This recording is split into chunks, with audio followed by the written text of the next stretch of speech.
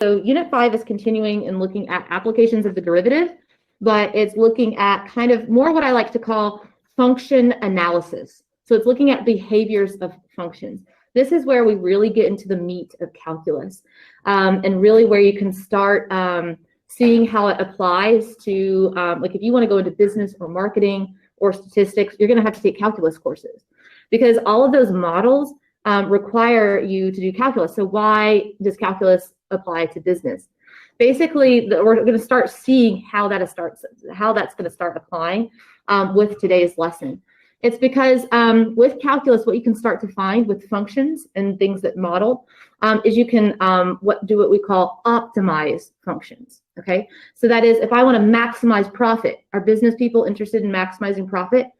Heck yes, they are. Okay, so if they've got a business model, right, that projects, what they're selling or whatever, or interest, okay, then you can maximize your profit. Okay, at a very basic level, if you're selling a product, right, and you're trying to put a price on that product, how are you going to maximize the price, right? If it's too high, not enough people are going to buy it, right?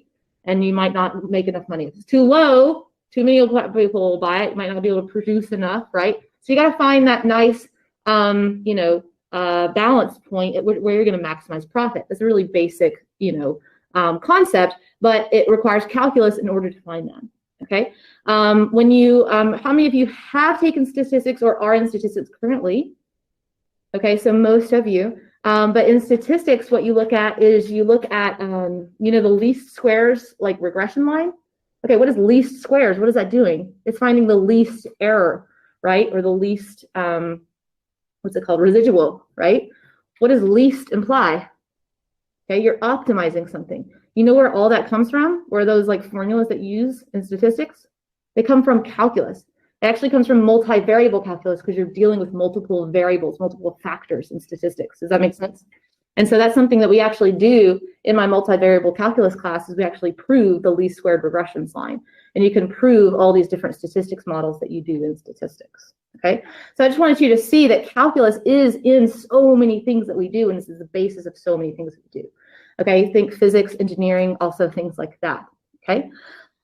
So we're starting to learn those theorems and learn those concepts of how to find those things and how to use calculus. This first lesson, 5.2, it's 3 things that we're just really learning the definitions of that we're going to be using these concepts in this whole next unit.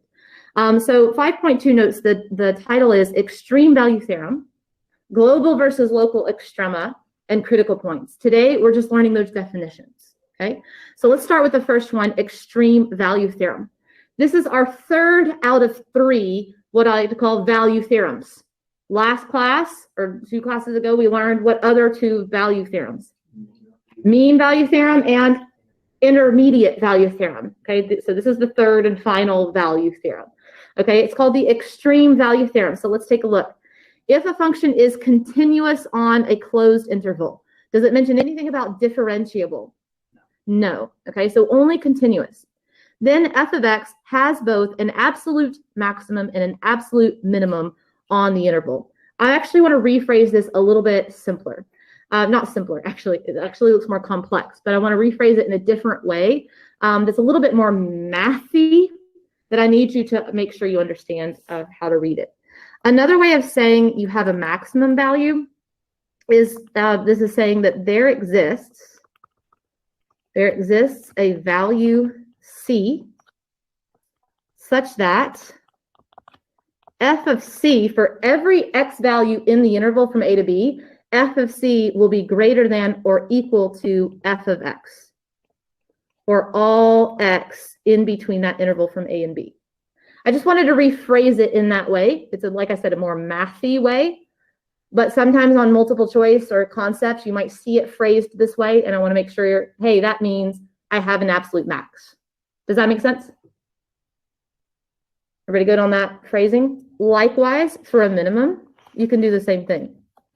There exists, let's come up with a different value. Let's call it D, such that f of d is smaller than f of x for all x in my interval. Okay, so if you know that a function is continuous, you will have an absolute maximum value and an absolute minimum value.